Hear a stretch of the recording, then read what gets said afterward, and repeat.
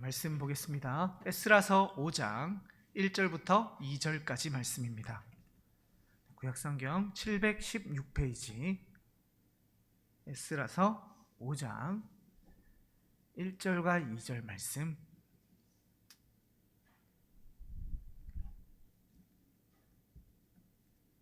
천천히 합독하겠습니다. 시작. 선지자들 곧 선지자 학개와 이또의 손자 스가랴가 이스라엘의 하나님의 이름으로 유다와 예루살렘에 거주하는 유다 사람들에게 예언하였더니, 이에 스알디엘의 아들 스룹바벨과 요사닥의 아들 예수아가 일어나 예루살렘에 있던 하나님의 성전을 다시 건축하기 시작하매 하나님의 선지자들이 함께 있어 그들을 돕더니. 아멘. 바벨론 포로에서 돌아온 이스라엘 백성들이 성전 공사를 시작하였으나 사마리아 사람들의 방해로 성전 공사가 다리오 왕 제2년까지 중단되었습니다. 에스라서 4장 24절 말씀. 이에 예루살렘에서 하나님의 성전 공사가 바사왕 다리오 제2년까지 중단되니라. 여기 언급되고 있는 이 다리오는 주전 522년부터 486년까지 페르시아를 다스린 페르시아의 3대 국왕입니다. 이 다리오 왕은 물론 유럽 중심이긴 합니다만 세계사에서도 널리 알려져 있는 왕입니다. 주전 490년 어간 다리오가 통치하던 시기의 페르시아는 지금의 중동 지역은 물론 바벨론이 있었던 메소포타미아 지역, 거기에다가 당시에 최강대국으로 여겨졌던 이집트까지 점령한 말 그대로 대제국이었습니다. 세계의 많은 나라들이 페르시아의 눈치를 보기에만 급급했던 이 페르시아의 절대 전성기가 다리오 왕의 치세였습니다. 그런데 모든 나라들이 페르시아의 눈치를 보는데 유럽의 한 도시만은 페르시아를 두려워하지 않았습니다. 그 나라가 바로 그리스의 1등 도시국가 아테네였습니다. 겁도 없이 대제국 페르시아를 향해 반기를 든 아테네를 응징하기 위해서 다리오는 2만 5천 명의 군대를 출정시켰고 아테네로부터 40km 정도 떨어진 마라톤 평원에 상륙하기에 이릅니다. 그리고 그곳 마라톤 평원에서 2만 5천 명의 페르시아군과 9천 명의 아테네군이 맞붙게 되는 겁니다. 이것이 바로 세계사 가운데 제1차 페르시아 전쟁으로 불리는 사건입니다. 2만 5천과 9천의 전쟁. 놀랍게도 압도적인 전력 차이에도 불구하고 아테네가 승리합니다.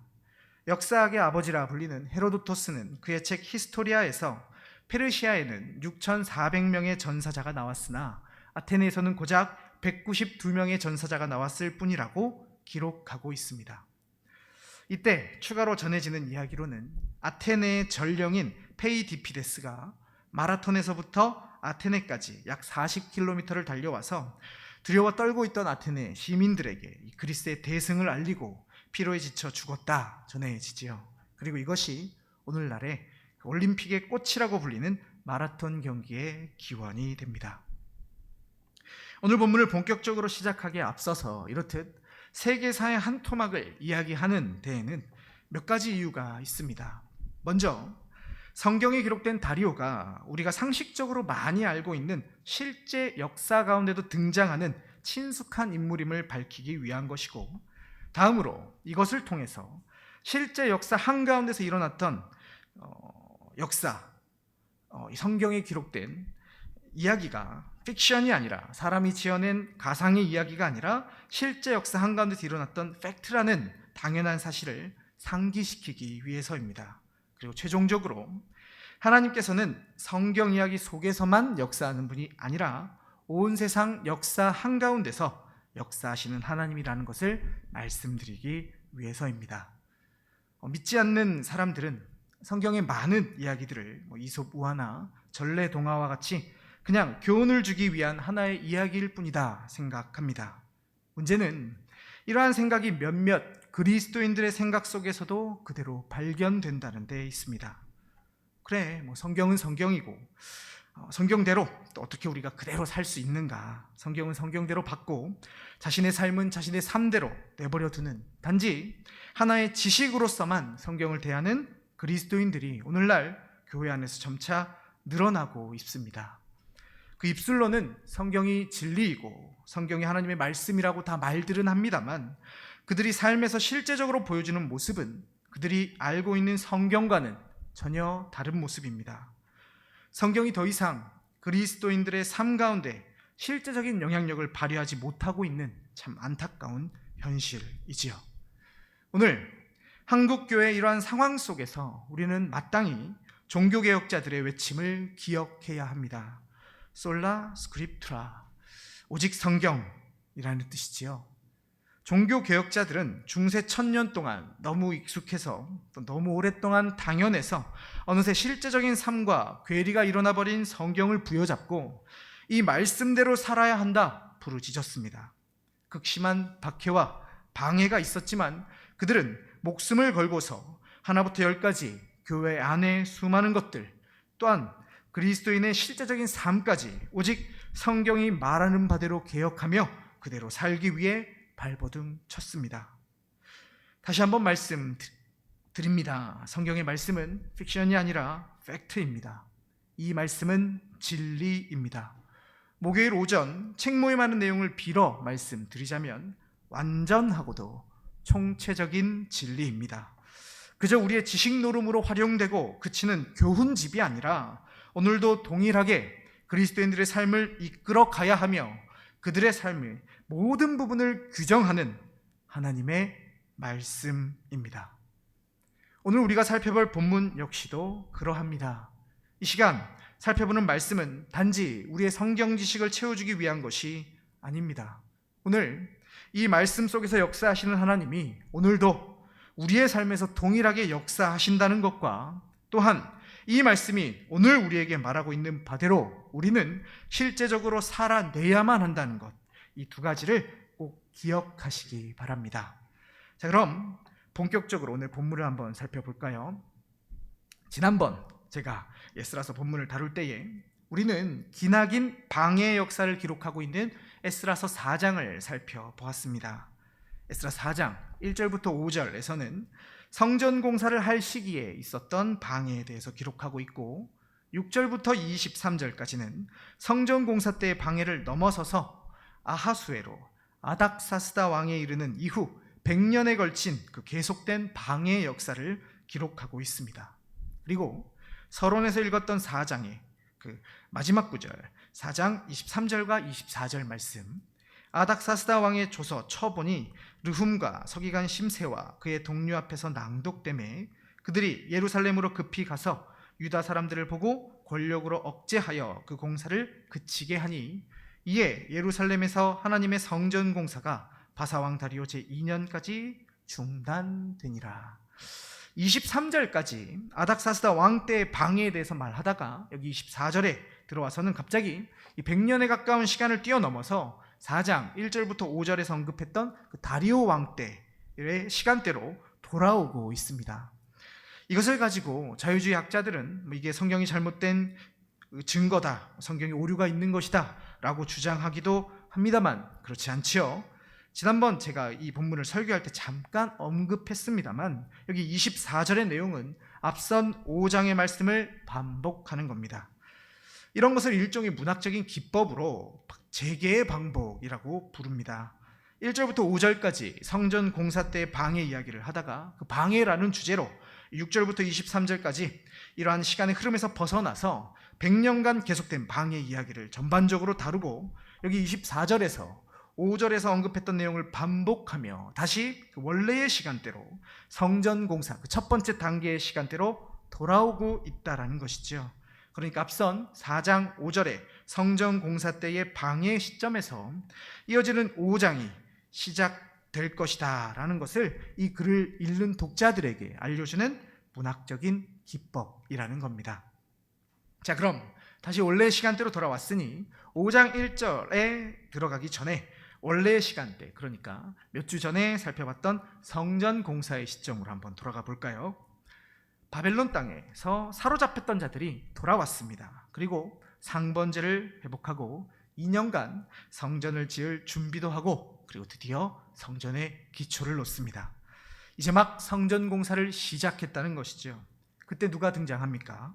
그 땅에 있던 사마리아 사람들, 성경의 표현대로라면 베냐민과 유다의 대적들이 공사가 시작되었다라는 그 소식을 듣고 찾아옵니다. 그리고 그들이 말하지요. 같이 하자. 우리도 너희의 하나님을 섬긴다. 우리도 너네처럼 쭉 제사를 드려왔다. 그러니 그 공사에 우리도 한 손 거들게 해달라 말하는 겁니다. 이들의 말에 하나님의 백성들이 어떻게 반응합니까? 너희는 우리와 상관이 없다. 단호하게 거부합니다. 그리고 이때부터 방해가 시작이 되죠. 그냥 방해가 아니었습니다. 지난번에 살펴본 대로 계속적이면서도 집요한 방해가 시작됩니다. 대적들은 하나님의 백성들의 손을 약하게 했고 페르시아의 관리들에게 뇌물을 주어 그 공사를 막게 합니다. 그리고 이로 인해서 실제로 고레스 때부터 다리오 왕 때에 이르기까지 무려 15년에 이르는 세월 동안 눈물로 시작했던 그 하나님의 성전 공사가 중단되는 것입니다. 그리고 성전 공사가 중단된 지 15년이 흐른 어느 날, 오늘 본문의 표현대로라면 다리오 왕 제2년에 드디어 에스라 5장 1절이 연결해서 시작이 되는 겁니다. 본문 5장 1절 말씀 같이 한번 읽어볼까요? 시작. 선지자들 곧 선지자 학개와 이또의 손자 스가랴가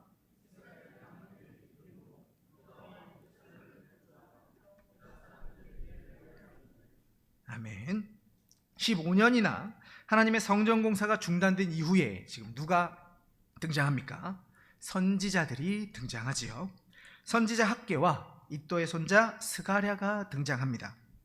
좀 익숙한 이름들이시죠? 이들은 성경 학개서와 스가랴서의 저자들로서 이들의 사역은 그 각 권의 성경에 잘 기록이 되어 있습니다. 하나님께서는 이 학개 선지자와 스가랴 선지자의 입술을 통해서 15년 동안 손을 놓고 있는 이스라엘 백성들에게 말씀하기 시작하셨다라는 겁니다. 그리고 이어서 5장 2절 말씀. 이에 스알디엘의 아들 스룹바벨과 요사닥의 아들 예수아가 일어나 예루살렘에 있던 하나님의 성전을 다시 건축하기 시작하며 하나님의 선지자들이 함께 있어 그들을 돕더니, 방해 속에서 낙담하여 지쳐 쓰러져 있는 이스라엘 백성들을 하나님은 가만히 내버려 두시지 않았습니다. 하나님은 선지자들을 통해 그들과 함께 하셨고 말씀으로 그들을 도와주십니다. 그리고 이러한 말씀의 도움을 통해서 15년간 중단되었던 하나님의 집의 공사가 다시 시작되는 겁니다. 지난번 4장의 방해의 역사를 살펴보면서 왜 하나님께서 우리에게 방해를 주신다 말씀드렸을까요? 우리 하나님은 우리의 영적인 성숙을 위해서 더 나은 믿음의 수준으로 우리가 나아가기 위해서 이러한 방해들을 허락하시다 말씀드렸습니다. 그렇다면 오늘의 본문을 통해 우리가 한 가지 더 확인하게 되는 것이죠. 우리의 성숙을 위해서 이러한 방해들이 주어질 때 방해만 주어지는 것이 아니라 동시에 무엇도 주어진다는 것입니까? 방해 속에서 이스라엘 백성들에게 학개와 스가랴를 통해 말씀을 주셨던 것처럼 방해와 동시에 방해 가운데 우리를 돕는 하나님의 말씀도 전해진다라는 겁니다. 그렇기에 우리는 방해 가운데서 무엇보다 말씀을 붙잡아야 합니다. 힘들고 어려울 때, 세상에 치이고 너무나 힘들 그때에 다른 무엇이 아닌 하나님의 말씀을 붙잡을 수 있어야 하는 것입니다. 세상에서 나에게 어려움이 닥칠 때 안타깝게도 많은 그리스도인들이 가장 먼저 놓아버리는 영적 의무가 바로 말씀이 아닐까 생각해 봅니다. 힘들고 어려우니 기도는 하겠죠. 하나님 도와주십시오. 하나님께 도움은 구합니다. 그러나 그 시기에 말씀은 잘 읽으려 하지 않습니다. 그 시기에 주의 전에 나와 설교는 잘 들으려 하지 않습니다. 그러나 방해의 때, 어려움과 고난의 때 우리는 반드시 말씀 앞으로 나아가야 합니다. 힘들지만, 아니 힘들기 때문에 더더욱 아득바득 성경을 읽으려 해야 하고 말씀이 선포되는 그 말씀의 자리로 나아가야 하는 것입니다. 왜 그러한가? 그리하면 하나님께서는 오늘 본문 속에서 이스라엘 백성들에게 하셨던 것처럼 그 문제들 속에서 신음하는 나에게 말씀을 통해 도움을 주실 것이고, 그 말씀으로 우리를 친히 위로하실 것이고, 그 문제들을 돌파할 새 힘을 공급해 주실 것이기 때문입니다. 이것은 진짜 그 말씀의 도움을 경험해 본 적이 있는 사람만 알 수 있습니다. 어려운 가운데 말씀으로 나아갔을 때 나에게 딱 맞게 주어지는 하나님의 말씀, 성경을 읽을 때 소름이 돋는 그 경험, 앞에서 말씀을 전하시는 목사님께서 내 사정을 아직 알지 못하시면서 일주일간 기도로 준비하신 그 말씀이 오늘의 나의 상황에 정확하게 들어맞을 때의 그 전율은 경험해보지 않은 사람은 절대 모르는 말씀의 달콤함입니다. 어두운 길 가운데, 그 캄캄함 가운데 가로등이 탁 켜지는 듯한 그 놀라운 순간, 그때 하나님이 나를 이만큼 사랑하시는구나, 이렇게 말씀으로 나를 인도해 주시는구나 깨닫게 되는 그러한 경험은 실제 겪어보지 못한 사람은 결코 알 수 없는 극상의 즐거움입니다. 우리 모두가 어려움의 상황 가운데 말씀을 뒤로 하지 마시고 오히려 말씀 앞으로 나가시는, 그래서 그 상황에 딱 맞는, 나를 위로하시는, 나를 도우시는 하나님의 말씀을 듣고 전율을 느껴보는 우리가 되기를 소원합니다. 자, 그러면 오늘 본문의 이스라엘 백성들에게 하나님께서는 어떤 말씀을 주셨을까요? 우리가 지금 살펴보고 있는 에스라서에서는 이것을 다루고 있지 않기 때문에 학개 선지자의 글과 스가랴 선지자의 글을 직접 살펴보아야 합니다. 오늘은 시간 관계상 학개서만 살펴보려고 합니다. 학개서 1장 1절부터 5절까지 말씀입니다. 이 말씀은 같이 한번 찾아보실까요? 학개서 1장 1절부터 5절까지 말씀, 구약성경 1310페이지입니다.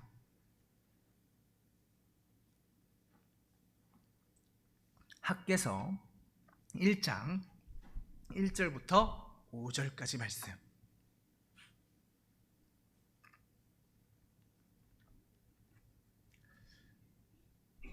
학개서 1장 1절부터 5절, 한 절씩 교독하겠습니다. 제가 먼저 읽습니다. 다리오 왕 제2년 여섯째 달 곧 그 달 초하루에 여호와의 말씀이 선지자 학개로 말미암아 스알디엘의 아들 유다 총독 스룹바벨과 여호사닥의 아들 대제사장 여호수아에게 임하니라. 이르시되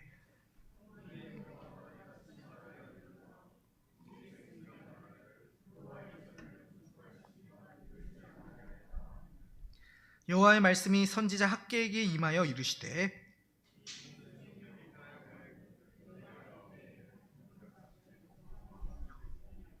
그러므로 이제 만군의 여호와가 이같이 말하노니 너희는 너희의 행위를 살필지니라.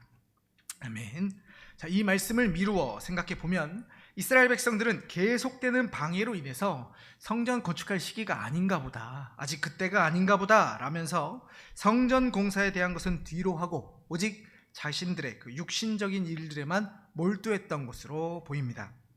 4절의 말씀 보시면 여호와의 성전은 여전히 황폐한 상태인데 이스라엘 백성들은 판벽한 집에 거주했다고 말씀하고 있습니다. 여기 이 판벽한 집이란 표현은 히브리어로 직역해 보자면 천장을 댄 집이라는 뜻으로 아주 고급스러운 자재로 꾸민 집을 말하는 표현입니다.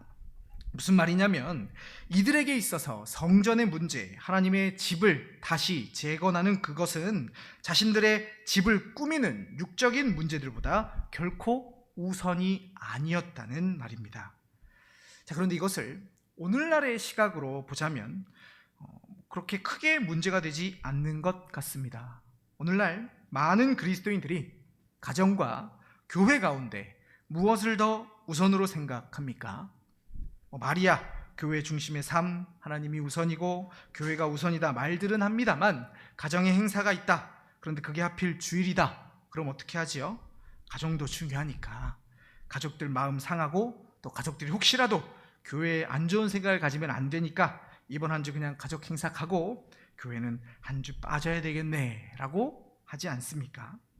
친구들과의 모임 약속이나 혹은 휴가를 가거나 혹은 학생이 공부를 하거나 시험 준비를 하는 것과 같은 이런 개인적인 스케줄들과 교회에서 행하는 매주 주일의 예배나 여름 수련회나 이 3일 저녁 기도회와 같은 영적인 행사들 가운데 많은 성도들이 무엇을 선택합니까?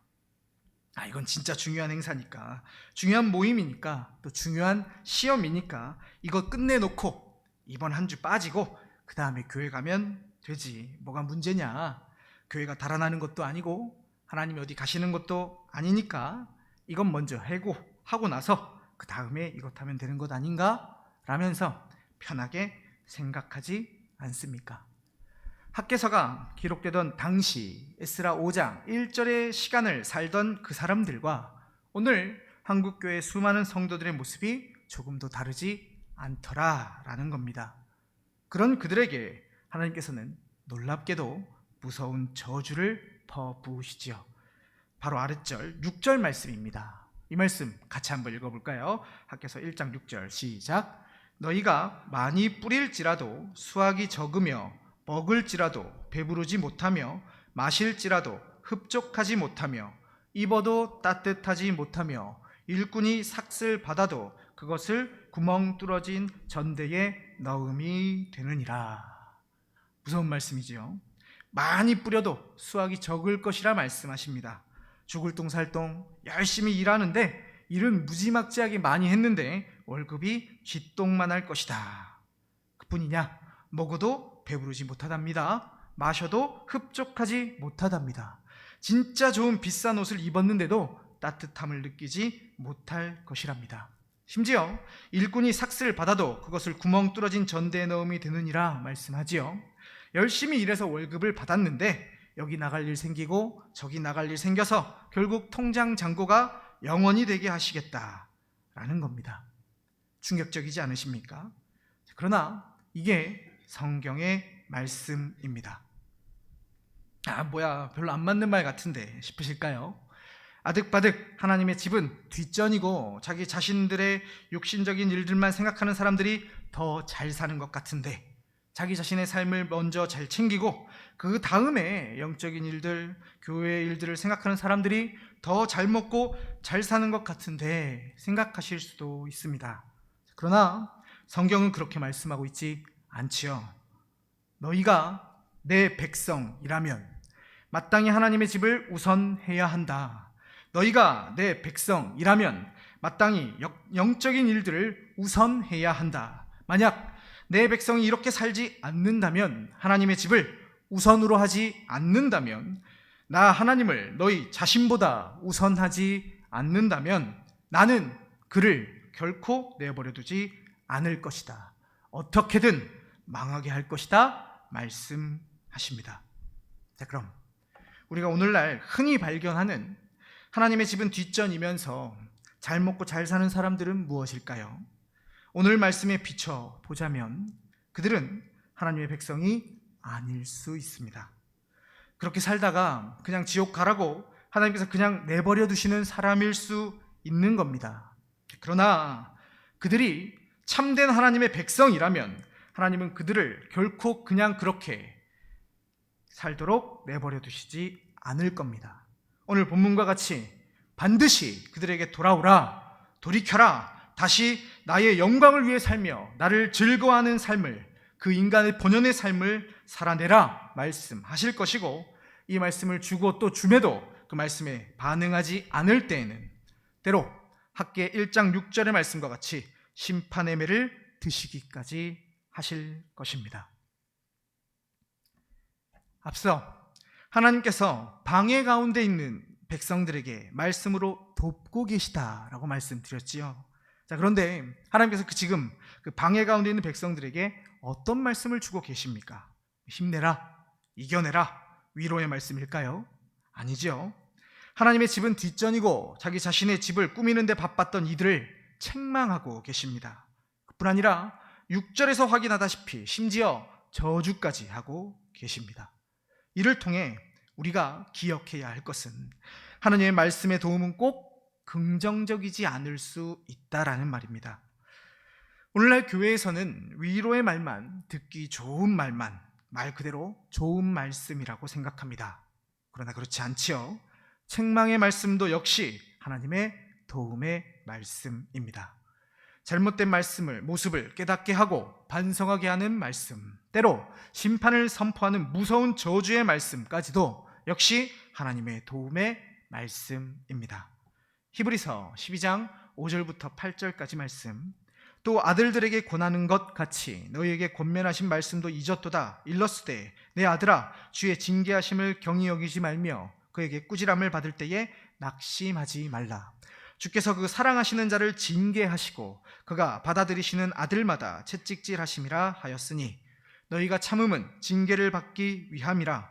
하나님이 아들과 같이 너희를 대우하시나니 어찌 아버지가 징계하지 않는 아들이 있으리요. 8절은 함께 읽을까요? 시작. 징계는 다 받는 것이거늘 친아들이 아니니라. 아멘. 흔히 치는 설교라고 하지요. 설교를 듣다 보니까 저거 나 들으라고 하는 말이네, 목사님께서 지금 나를 공격하네 생각하게 되는 그런 설교가 있을 수 있습니다. 물론 말씀을 전하는 목사가 개인적으로 특정 성도를 공격하기 위해서 말씀을 이용하는 것은 너무나 잘못된 것이지만, 그것이 아니라면 우리는 책망의 말씀도 나를 도우시는 주님의 말씀으로 받아들일 수 있어야 합니다. 예를 들어서 연속된 강해 설교 가운데 해당 본문이 주어졌다면, 또한 그것이 아니더라도 그 아픈 말씀이 참으로 말씀에 근거하고 있고 또한 그것이 참으로 말씀 가운데 드러난 교리라면 그 말씀으로 내 마음이 아프더라도, 또 때로 수치스럽더라도 내가 잘못 살았구나 회개하며 하나님께로 돌아가기로 결정할 수 있는 우리가 되어야 할 것입니다. 그 징계와 책망은 우리가 사생자가 아니라 주님의 아들이라는 증거입니다. 아들을 사랑하셔서 드시는 사랑의 채찍입니다.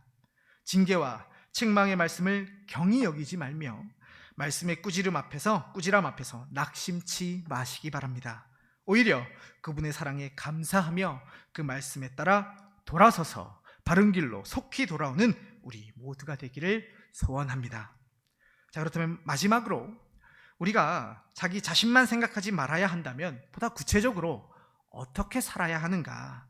당연하게도 나의 집에 벽을 세우고 천장을 붙이고 고급진 자재로 꾸미는 것보다 하나님의 집을 먼저 생각하는 삶을 살아야 합니다. 우리 예수님 산상수훈 가운데 기도를 가르치시며 마지막에 이렇게 말씀하시지요. 마태복음 6장 33절, 그런즉 너희는 먼저 그의 나라와 그의 의를 구하라. 그리하면 이 모든 것을 너희에게 더하시리라. 이 말씀처럼 살아야 할 겁니다. 먼저 그 나라와 그의 의를 구하는 삶을 살아야 하는 겁니다. 여기서 이 말씀을 아무것도 안 하고 교회 일만 하라, 세상의 일들, 먹고 사는 일들 다 팽개치고 24시간 교회 와서 살아라, 이런 말로 오해하지 마시기 바랍니다. 이 문법적으로 그의 나라와 그의 의를 구하는 삶이 따로 있고 또 그렇지 않은 삶이 있다는 식으로 이해해서는 안 됩니다. 여기서 말씀하고 있는 것은 우선순위의 문제입니다. 우리가 무엇을 우선해야 하는가? 똑같은 일을 하더라도 우리가 그것을 무엇을 위해 해야 하는가? 이것을 말씀하고 있는 것이지요. 하나님의 백성이 아닌 사람들은 먹을 것, 마실 것, 입을 것, 이것들에만 목매며 살아갈 겁니다. 그들에겐 그것이 전부이니까 이해할 수 있습니다. 그러나 하나님의 백성들은, 하나님의 자녀들은 똑같이 먹고 마시고 입더라도 그 모든 것을 하나님의 영광을 위해 감당해야 하는 것입니다. 그것이 그의 나라와 그의 의를 먼저 구하는 삶입니다. 이런 삶이 쉬울까요? 다들 살아보셔서 아시겠지만 결코 쉽지 않습니다. 우리 죄된 옛 성품이 거부하는 모습이며 또 이 세상이 우리에게 끊임없이 그런 삶은 모자란 삶이다, 그런 삶은 틀린 삶이다, 그렇게 살면 바보다 라며 우리를 시험하는 그런 삶입니다. 그러니 그의 나라와 그의 의를 먼저 구하는 삶을 살기 위해서 우리는 기도해야 하는 것이지요. 주의 도우심을 간구해야 합니다. 주님, 비록 넘어지더라도 주님을 향한 내 삶의 방향이, 나의 제일된 목적이 좌로나 우로나 치우치지 않도록 나를 붙잡아 주시옵소서. 하늘에 계신 우리 아버지여, 그 이름이 거룩히 여김을 받으시오며 나라가 임하시오며 그 뜻이 하늘에서 이루어진 것 같이 이 땅에서도 이루어지게 하시옵소서. 일용할 양식으로 만족하게 하시고 오직 주님만을 의지하게 하시옵소서. 주님의 그 넘치는 사죄의 축복을 늘 기억하며 이 땅에서 용서하는 삶을 살게 하시고 이 악이 역사하는 세상 한가운데에서도 시험에 들지 않도록 주여 연약한 우리를 붙잡아 주시옵소서. 나라와 권세와 영광이 오직 하나님께만 있음을 담대히 선포하는 우리가 되게 하여 주시옵소서. 이처럼 우리가 세상의 그 수많은 유혹 앞에서도 염려하지 않고 먼저 그의 나라와 그의 의를 구할 때 공중의 새조차도 기르시는 우리 하늘 아버지께서 그리스도 안에서 하늘에 속한 신령한 복을 넘치도록 부어주실 것입니다. 혹 지금 우리 성도님의 삶이 열심히 노력하는데도 무언가가 잘 풀리지 않고 있다면 내 삶의 우선순위가 제대로 되어 있는지 점검해 보시기 바랍니다. 하나님은 우리가 하나님 중심, 성경 중심, 교회 중심의 삶, 내 자신의 삶보다 하나님의 집을 우선시하는 삶을 살아가기를 원하십니다. 하나님의 영광을 위해 살며 그분을 즐거워하는 인간 본연의 삶을, 그 참된 행복의 삶을 우리 모두가 살아가기를 원하고 계십니다. 그리고 하나님은 바로 그런 삶을 살아가는 사람들을 통해서 자신의 집을 세워 나가십니다. 방해 가운데 하나님의 말씀을 붙잡고 기도하며 내 자신보다 하나님을 더 우선하는, 그래서 하나님의 놀라운 채우심, 도우심을 삶의 한가운데서도 체험하며 살아가는 우리 모든 하늘교회 성도들이 되시기를 주님의 이름으로 축복합니다. 이 시간 우리가 함께 찬